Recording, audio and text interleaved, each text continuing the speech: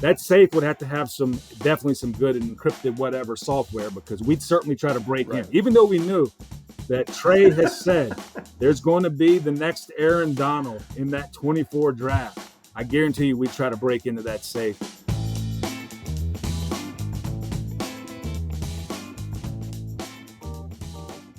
All right, listen up, everybody. I understand your obsession with takeout and fancy brunches and late night delivery. Luckily, so does today's sponsor.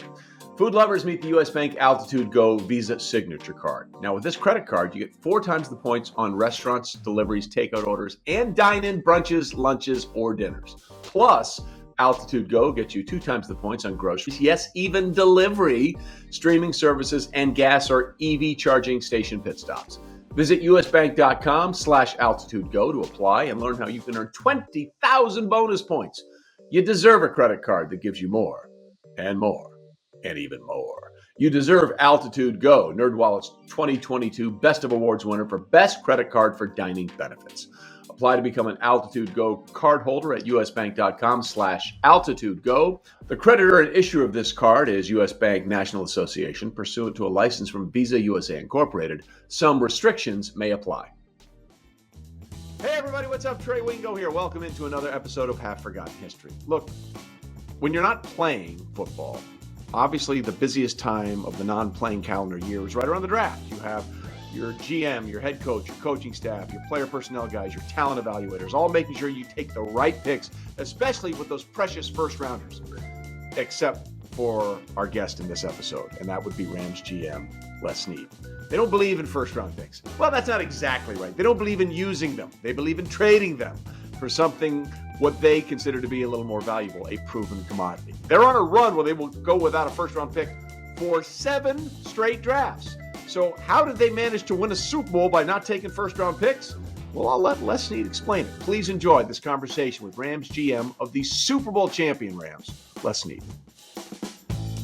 Well, first of all, before we go anywhere, let me just say, the rec specs, I love them. You're going full Kurt Rambis youth here with what you're wearing. I mean, you're embracing the LA championship lore. Did he have like a Band-Aid, though? Did he? Yeah, he did. I need to bring that back. I mean, that mic could work in LA. It worked for him in the 80s, and they say everything is cyclical. So, there's a lot absolutely. of 80s radio stations in LA. So yeah. It seems like 80s are a big thing around here. It was a very good time to be a Laker fan in the 80s. There's no question about it. And the Dodgers won a World Series as well. So speaking of championships in LA, describe for me the difference this offseason for you being the GM of the team that won the Super Bowl, as opposed to being the GM of the team 3 years ago that lost the Super Bowl. This is a lot better. I think that's obvious Adams, right? If I were to, what's very interesting about losing it is you're psychologically, you're always trying to calibrate, okay, let's just say winning an NFC championship, going to the Super Bowl, right? No matter how many years you're in the NFL, that's going to be one of your better years, right? That's just how the math works out. But it's such a hollow feeling because there's an element of regret of, okay, we were skiing for the gold medal and we ended up with the silver, right? Which at the end of the day, if you're a skier, winning a silver medal is pretty damn good. But you were skiing for the gold, so the loss aversion there outweighs the gain. So and then there's that element that I think that's interesting is usually in sports there's a next game that there's a chance you can heal all your wounds by just winning the next game, and you forget about the loss the week before. Then there's no game, and then I think there is an element of holy cow, to truly exonerate this wound, we got to climb to the top of the mountain and actually, finish the game off, which it's not just winning. It's not just going on a 4-game winning streak, right? It's actually getting there again and winning. So that's the losing that game is tough emotionally. There is an element where you do get over it in terms of just pure pain where, wow, how can a human body still be like, I call them high class problems, right? Everyone should have that problem, but it's still real. And then I think the element now of winning it is it's very fulfilling, and it's pretty cool. It's fulfilling because of it's interesting. I always look at it this way. You just look at different people in the building who've been around, who've been a part, who played a role, and you're like, wow, I'm jacked. I'm jacked our VP of athletic performance could accomplish this. I'm jacked Aaron Donald. I mean, the way Aaron Donald was celebrating after that game, everyone should experience that. I think John Madden said it right. It's the highest high you can have in football. So that's a long answer. Yeah. No, it's a good answer, though. And one, I did not expect a skiing reference from someone from Eufaula, Alabama. So that caught me off guard. Yeah, we did not. We went to Gatlinburg, Tennessee to ski when you were in Eufaula. So I don't think many real skiers say, hey, let's go to Gatlinburg, Tennessee to do our skiing. I actually have skied in Gatlinburg, so it's not terrible. But the other thing that made it worse last offseason is that you were trying to, and this is one of my favorite stories ever, you were trying to get away from everything on the beautiful island of Lanai, and you're sitting there at the pool bar restaurant, and I happened to sit down right next to you. And the worst part about it was I didn't recognize you because you had the baseball cap on backwards, and I didn't see the famous Les Snead hair. That was probably intentional, right? If you're trying to get away, go incognito.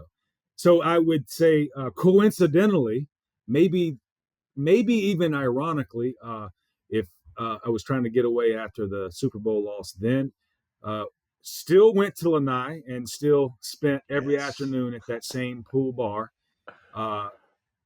chatting with Matthew's name, he was the bartender then, bartender now, and so at that point maybe mourning or trying to recover, and this time maybe celebrating a little more. Yeah, it was so funny. I remember sitting down next to you, and you said to me, "Man, I can't get away from it." And I'm like, "Dude, what are you talking about?" He goes, "Yeah, Tom Brady jersey over there. You here?" I'm like, "I have no idea what you're talking about." And then you said, "Trey, it's less." I'm like, I felt like the biggest idiot of all time. But your signature hair. I mean, there aren't many GMs that have a Twitter account named after their hair. So I take a little comfort that I was a little thrown because I didn't see the flowing. I totally understand. As we age, the hairs.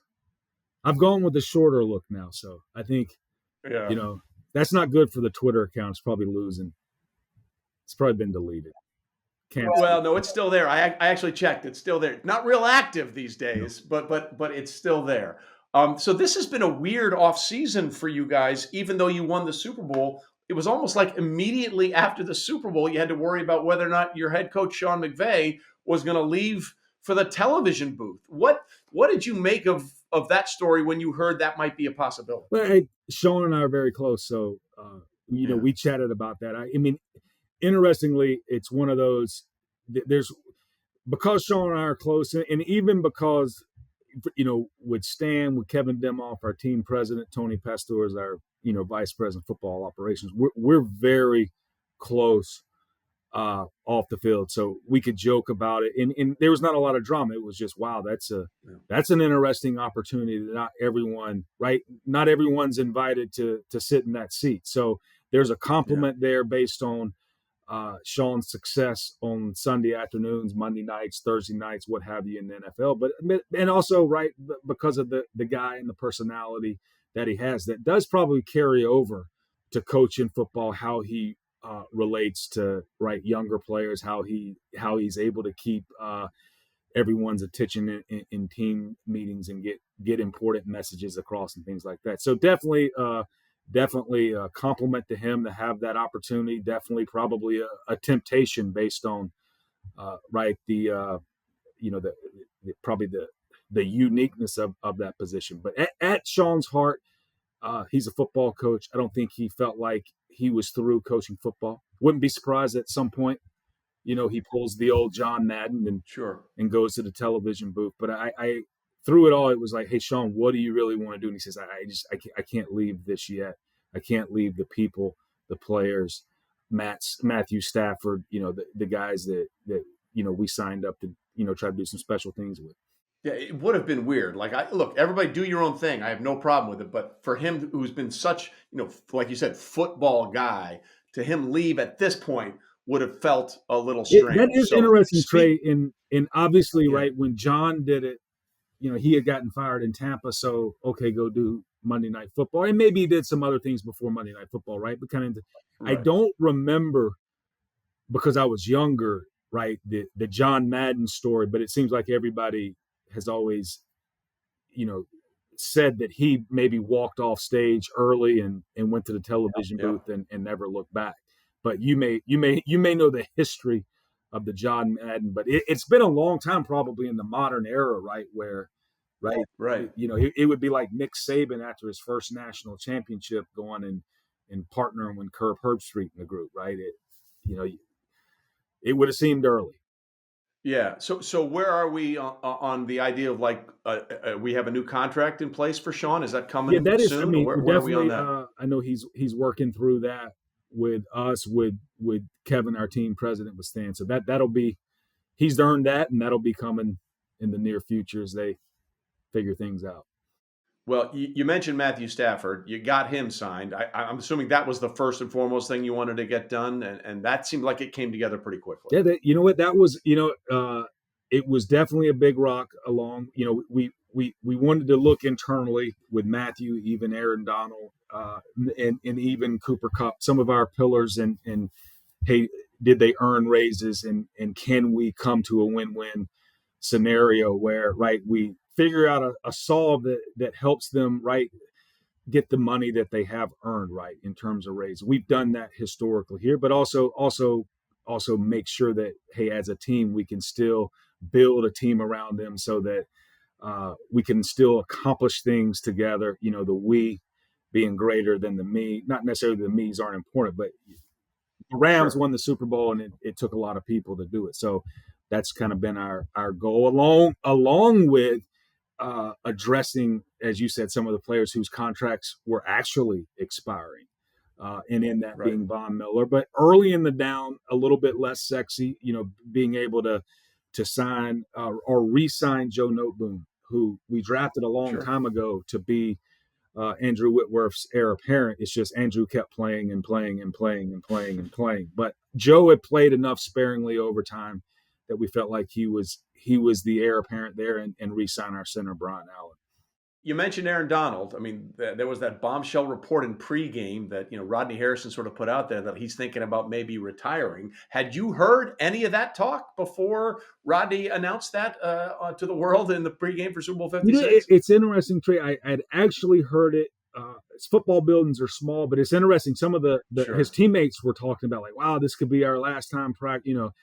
Last 2 weeks of practice with Aaron Donald. So maybe.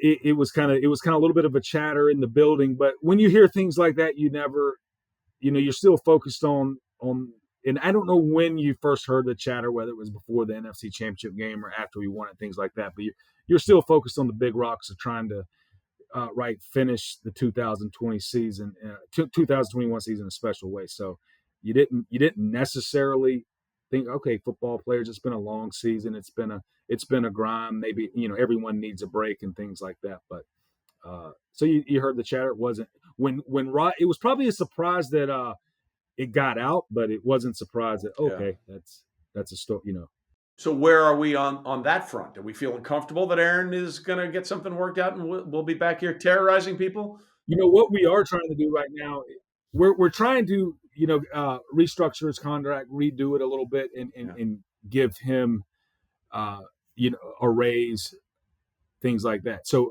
from everything Aaron has communicated to us is, hey, he wants to play football next year. He wants to make sure we have the strongest team as possible so we can, in his words, attempt to run this thing back. So, but it's his choice. But everything we've gotten to date is Aaron's going to play football. I know this. He's going to meet with Sean today after working out in our facility. So he's coming over here to work out, and he's going to meet with Sean, and they're going to talk football. So, hey, he's still going about his normal off-season routine, which is really put in hard work. That's just all he knows. That's how he does things.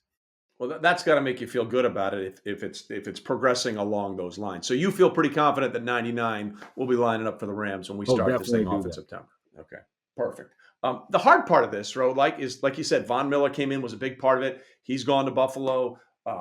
Bobby Trees, Robert Woods, greatest nickname of all time in sports, by the way, Bobby Trees. It really is. Obviously, it's fantastic. That had to be a tough one, right? Because to see him get hurt when he got hurt, And, because he was such a big part of everything that you were going. These are the decisions I think that people don't understand. It's not just, oh, we'll bring in Allen Robinson and replace Robert Woods, which is great because Allen Robinson's a great receiver.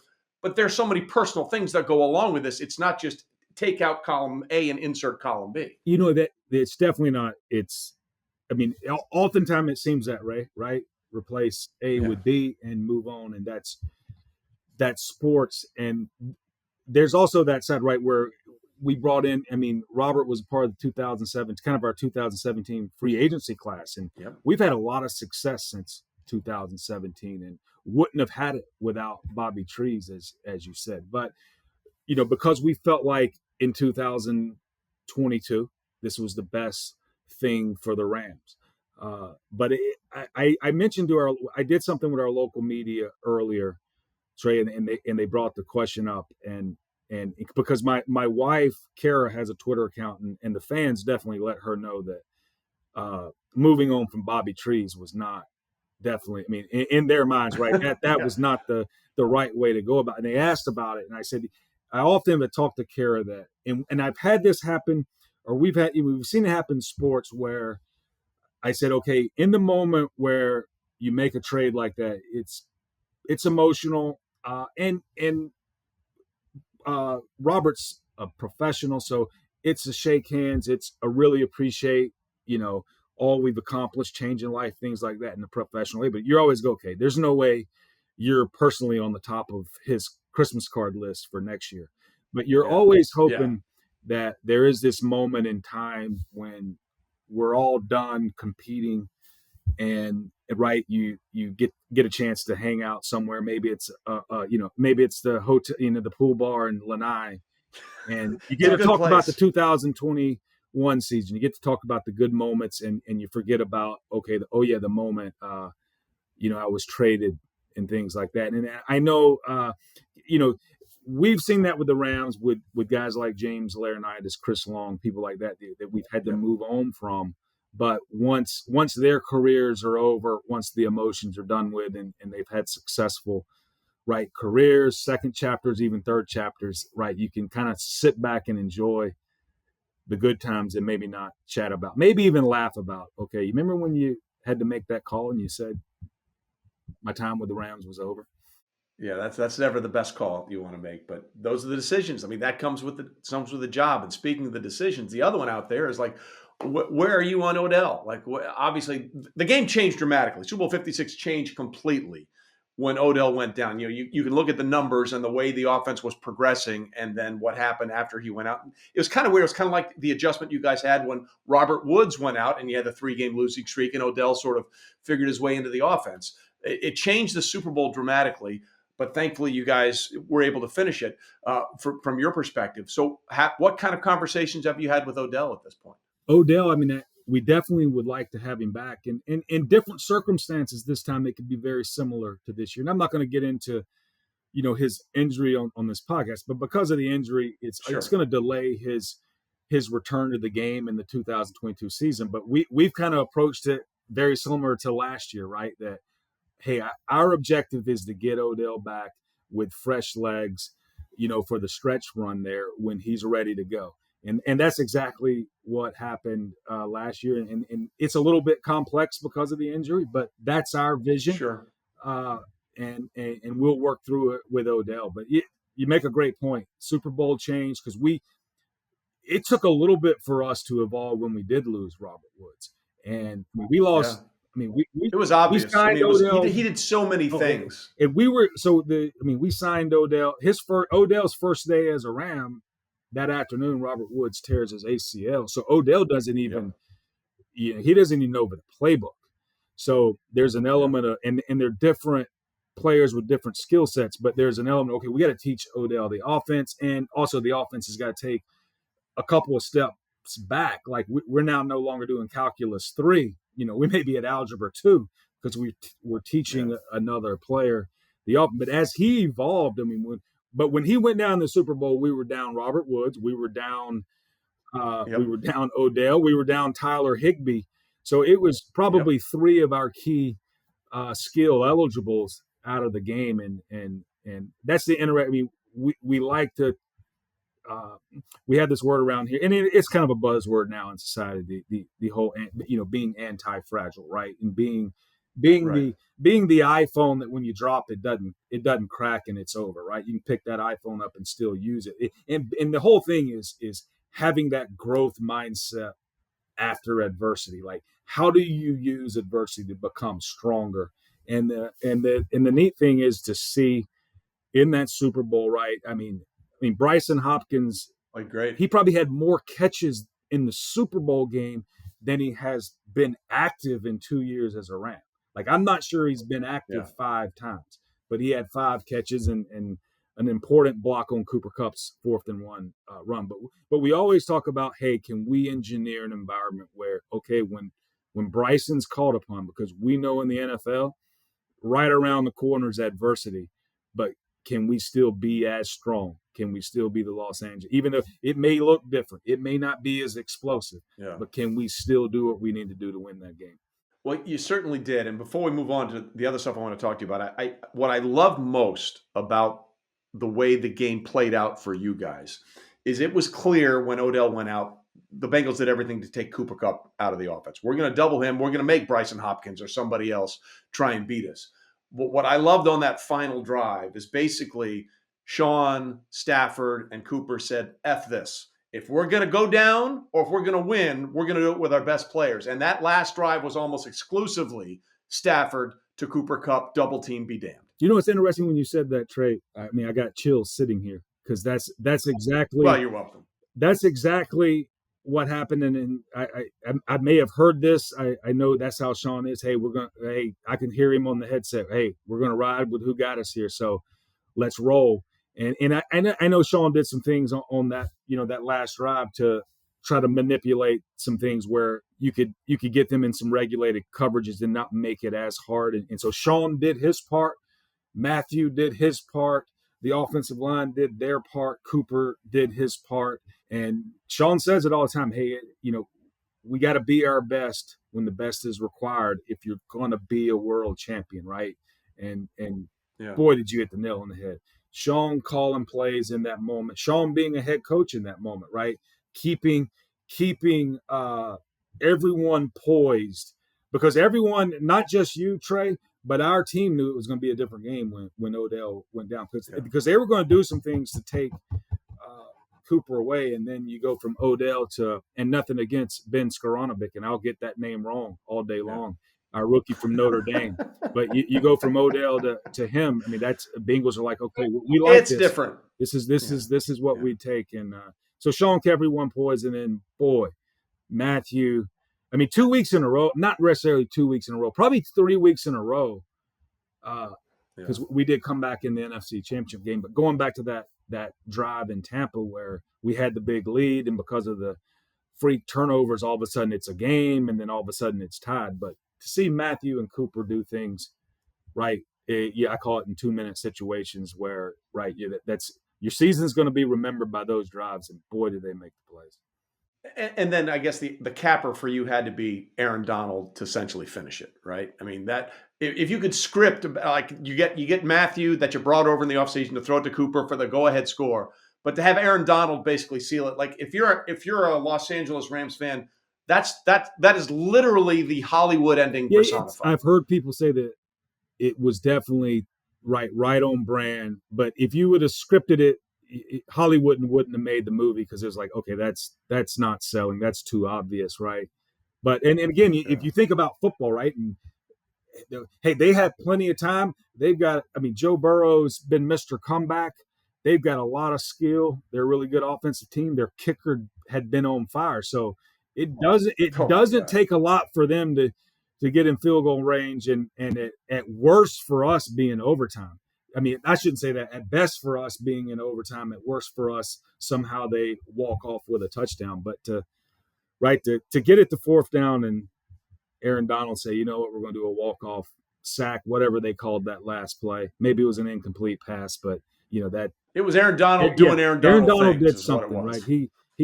He disrupted the play and either caused an incompletion or sack. I'd have given him a sack and it caused an incompletion on that play.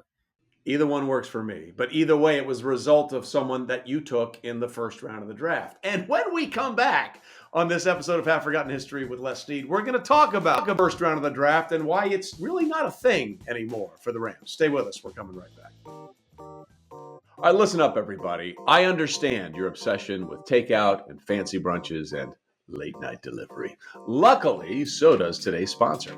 Food lovers meet the U.S. Bank Altitude Go Visa Signature Card. Now, with this credit card, you get 4 times the points on restaurants, deliveries, takeout orders, and dine-in brunches, lunches, or dinners. Plus, Altitude Go gets you 2 times the points on groceries, yes, even delivery, streaming services, and gas or EV charging station pit stops. Visit usbank.com/altitudego to apply and learn how you can earn 20,000 bonus points. You deserve a credit card that gives you more and more and even more. You deserve Altitude Go, NerdWallet's 2022 Best of Awards winner for Best Credit Card for Dining Benefits. Apply to become an Altitude Go cardholder at usbank.com/altitudego. The creditor and issuer of this card is U.S. Bank National Association, pursuant to a license from Visa USA Incorporated. Some restrictions may apply. All right, back with Les Snead, the Rams GM, on this episode of Half Forgotten History. And I guess, Les, we should have known this was coming from you because you were hired as Rams GM in February of 2012. And one of the first things you ever did as the GM of the Rams is trade away the second overall pick in the draft in 2012 to Washington for a couple of picks. And of course, that got Washington the quarterback RG3, who went on to be Rookie of the Year. But that sort of set the tone for things that you've done your entire career now. We're in a stretch where you're going to go 7 straight years without using a first-round pick on a player to draft. Second longest stretch in the history of the NFL in the common draft era. What is it about your philosophy that allows you to be successful not using these picks? Well, it's fitting that you talk about the 2012, the early days, and certainly an inexperienced GM, so made plenty of mistakes. But I think the first thing, a part of that equation, is being aware of what window you're in, right? And at that point, St. Louis had, they were coming off probably 4 or 5. They were bad. Yeah, bad. They were really bad. If you look at the analytics, I think we were 32nd in wins and maybe 10 games behind 31 in a 5-year stretch. So being aware, okay, this was not probably a little less complicated than going somewhere and having to tear it down, right? Having to get out of salary cap, hell, whatever they call it. This was total rebuild. So being aware then, right? We were doing all we could to collect as many early picks, first round picks as possible, right? To acquire young players and with the vision and the hope that we hit on those players like Aaron Donald and they become core. And when they become core members, if there's any way, right, we can break through. If we're fortunate enough to break through, at that point, the window changes. And I think that's what's led to, right, the philosophy of now is, okay, we're in a different window. We know we have a chance to compete for the division. And at different moments, you are aware that, okay, we're playing well enough that we have a chance to be one of 32. And when you are in that window and you're aware that you have a chance to be one of 32, and even in this year's playoffs, right? When we got to the final 8, those divisional rounds, all the playoff games, they were so close. I mean, any one of those 8 teams, right, had a chance, a legitimate chance to be world champions. But I think what we've tried to say is, all right, when we feel like we're in that window, let's try to think differently. Let's try to maybe do some things differently, and let's try to. And in this case, the old Kupp here, right? And it's not necessary. That's the fun look at it, but it's really okay. Yeah. How can we use those picks, right, to make the most of the window we're in? And sometimes it's actually taking players at those picks. Sometimes it's trading back from. We have had a first rounder in the last 7 years. We just traded back into the second round to collect another second round pick. So, but it's trying to use them in different ways to maybe give us that edge on those other 31 players. All right, 31 teams. It is very successful. I mean, since you and McVay have sort of been together running this, you guys have never had a losing season. You missed the playoffs once at 9-7, but had they had the seventh seed, you would have been the seventh seed that year. You've been to two Super Bowls and won one of them. Do you think people are looking at the way you've approached using those number one picks differently now based on the success you've had? The answer would be I would be lying if I didn't think yes, but I don't think it's just all us. I think we've seen in the last 5 years, right? Teams do things a little bit differently. Teams be uh, maybe a little bit out of the box, maybe a little more creative, maybe a little more aggressive in right attacking, going for things. So, and I think that's just the nature of the league. We have 32 team league, so there's only 32 basically case studies, right, that you can study on maybe how to do things, and there's only so many teams in different eras, winning. So, but I think in the last 5 years, certainly a lot different than when I got in the league in the late '90s, Yeah. how things are being done. But I certainly would say that I don't want to say it's a copycat league, but it is a league where we all analyze other teams, right? Other successful teams, and what are they doing, and is there anything maybe we can take? Does it align with what we're thinking? But I think it's all about teams being aware, because I would say this, Trey, there could be some teams that are maybe letting established players go. And that doesn't mean they're all in, but it could mean, hey, they're all in on a rebuild, right? And they're very well aware that, wow, we may not be good enough right now to make the most of that player's career, right? And okay, can we acquire draft picks and hopefully draft well? So I mean, teams can be all in the, I don't want to say the opposite, but in the other direction, and then it work out in a few years. I mean, we've seen that happen. Right. And other teams have been aggressive, but I mean, we're talking again, historically, only one other team has gone longer than you guys. That would be the George Allen over the hill era of the late 60s and 70s in Washington, where they went 11 straight years without using a first round pick. The Joe Gibbs era, where they won three Super Bowls with three different quarterbacks in the 80s. They have done what you've done, 7 straight years without a first round And pick. then what a lot of times, right, and this is obvious, but on the other end of those not using the 7 round picks in the draft, right, there is a all pro corner, right, in Jalen Ramsey. Yeah. There's Brandon Cooks, you use one on Brandon Brandon Cooks. Cooks. There's a Matthew Stafford. So there are players on the other side of it, which so that's the positive of it.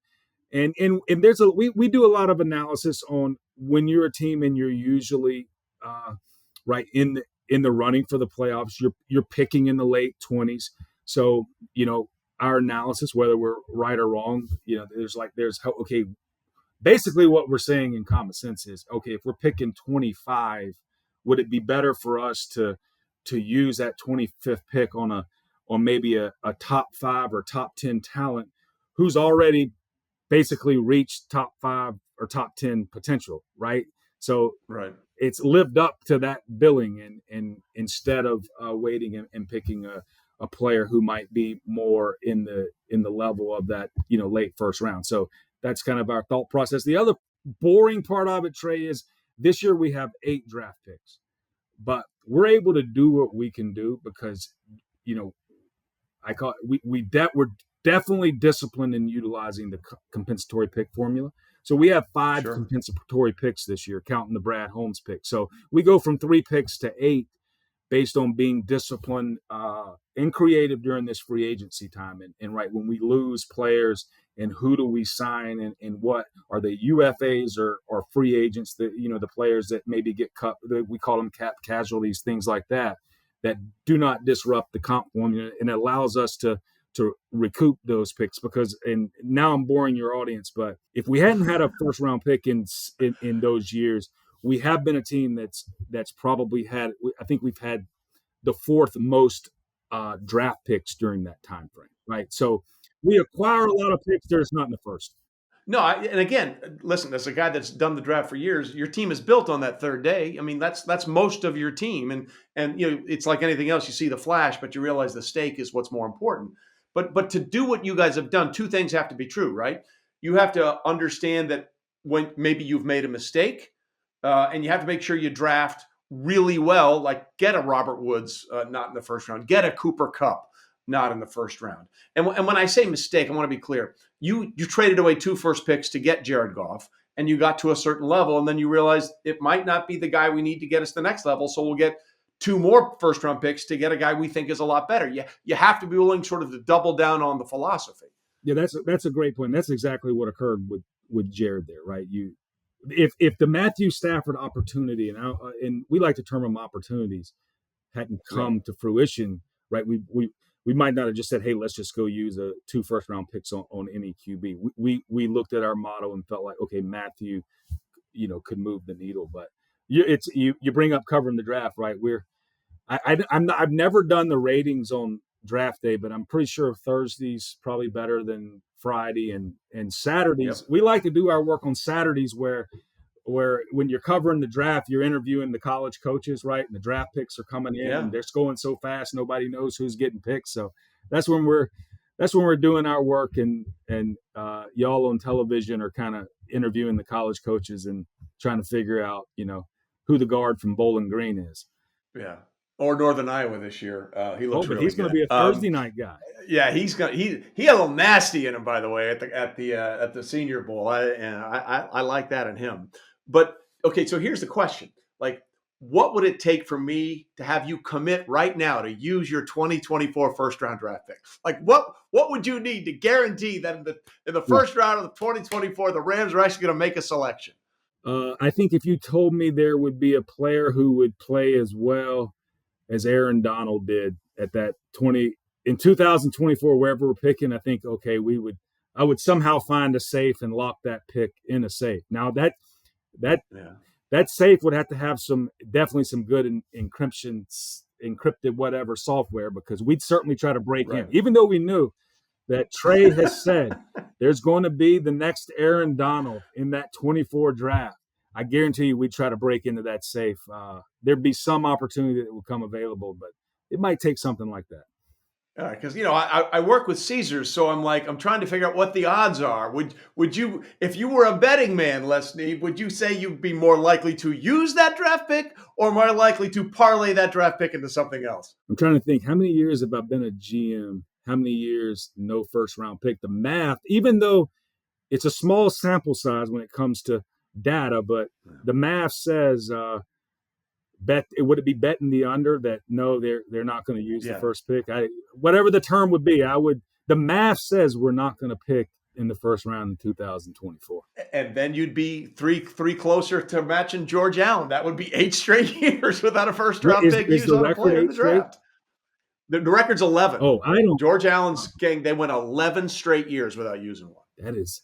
Well, see, now I feel like I've given you a goal. I feel like you're like, okay, maybe we can make it to 12. It brings to a good point that would, again, bore everyone listening to the podcast, but we do a lot of work here to go make sure, okay, how do we make decisions without personal biases, basically. So now that I have that in my brain, that there's a record to break, you always want to sit down and make the best decision for the Rams and not go after George Allen's record, even though that record seems like not one that's worth hanging on the wall at all. But it depends. I mean, unless you get a couple more rings out of it, then you can hang it on the rings. What? If we do, so put it right here. There's, and that would be another reason to either not use the 24th pick or use the first round pick in 2024 or not. Would be okay if you could guarantee that if we didn't use it, we'd win a couple more. Then, let's not use it. Let's go after the George Allen record. So for the record, I have put it into the Les Snead stratosphere that potentially there's a record he might want to break, which is going 11 or 12 straight years without using a first-round pick to draft a player available in the draft. Why don't we take our second break here? When we come back, I want to talk to Les real quick about a couple of things that have gone on in the NFL recently. I want to get your take on it. Stay with us. We're coming right back on Half Forgotten History with Les Snead.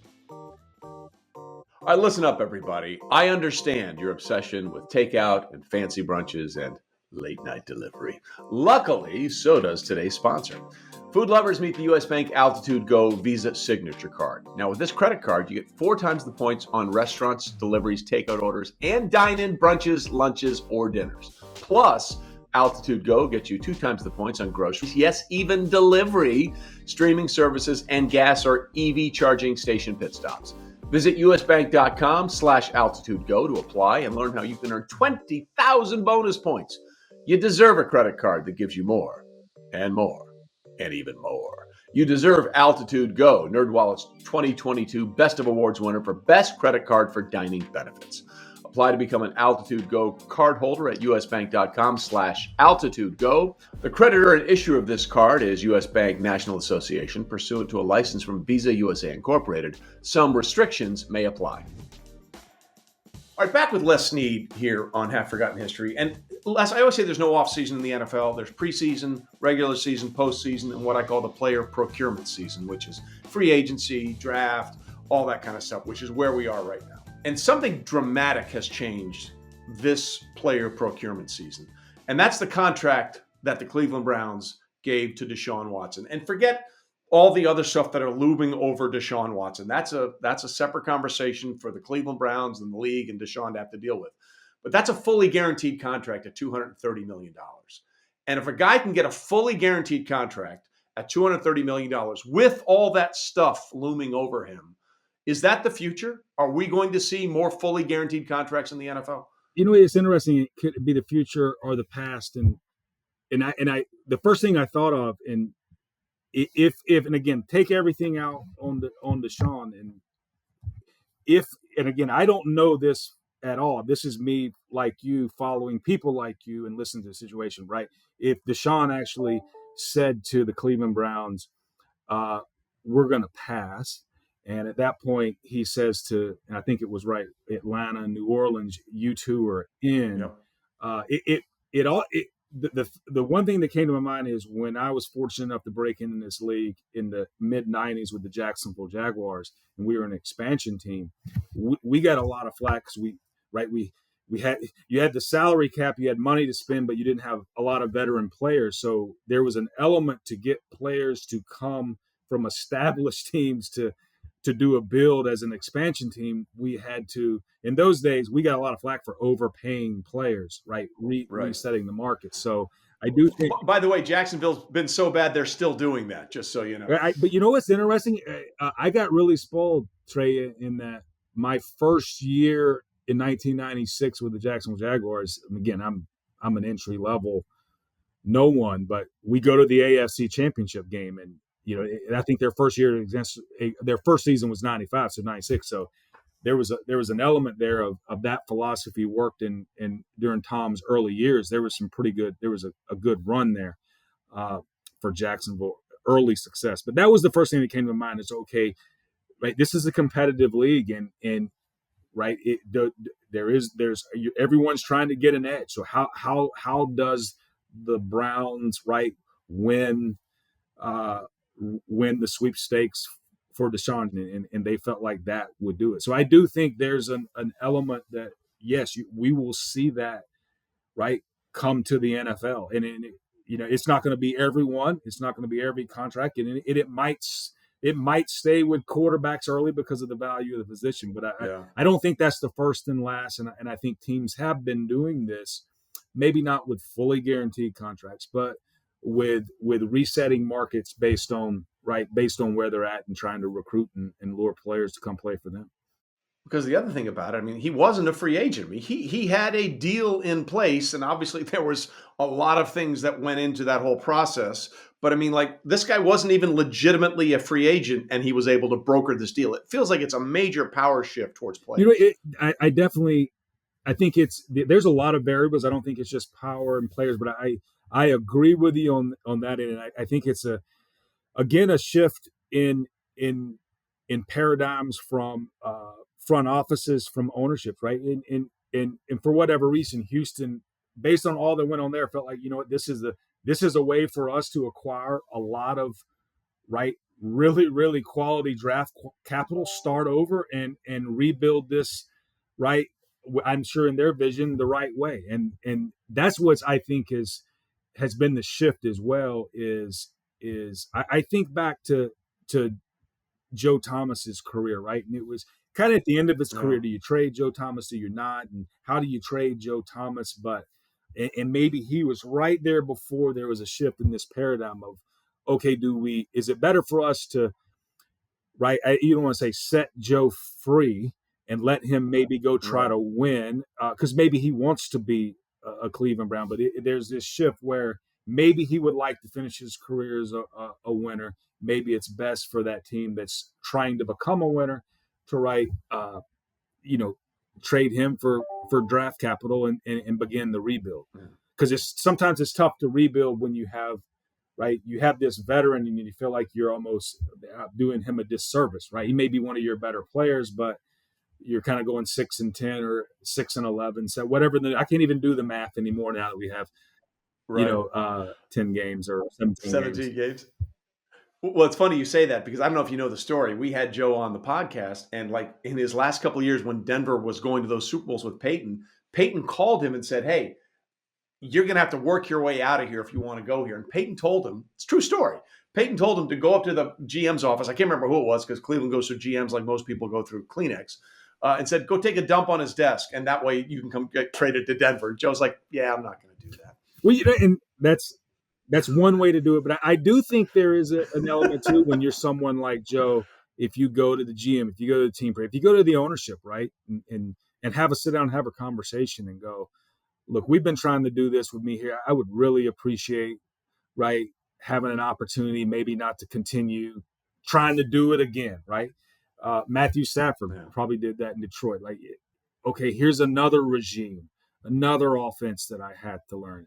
Maybe I would love to maybe move on, catch a breath of fresh air, not have to start over here again. And I think you have the rational conversation instead of taking the dump on the desk. And I think I think people like myself, people like a lot of our owners in the league will listen, respect that human being, and try to do what's best for the organization. That's your number one responsibility, but also for those pillars, right? In our Robert Woods situation that we just went through, it's tough enough to make the call that, okay, hey, we're going to start reaching out teams to see if we can find a trading partner.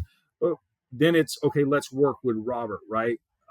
Try to find him a place that he is jacked to go. That, this third chapter for him is where he wants to go, not just where he might not want to go. And I think because of Robert, who he was, we worked with him and his agent, Andrew Kessler, and we were able to come to that conclusion.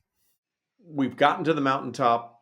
We've sort of avenged the Super Bowl 53 loss. Now you guys find yourselves in the position that no team has been able to pull off since the Patriots did it in Super Bowls 38 and 39, which is run it back, which was the theme of Sean McVay talking to Aaron Donald during the LA Championship Parade. Do you think about it that way, or do you think about it, whatever happened last year is irrelevant, it's a brand new season? I do think the answer is no. I don't think it's a brand we try to treat it like a brand new season, right? Because it is technically a brand new season.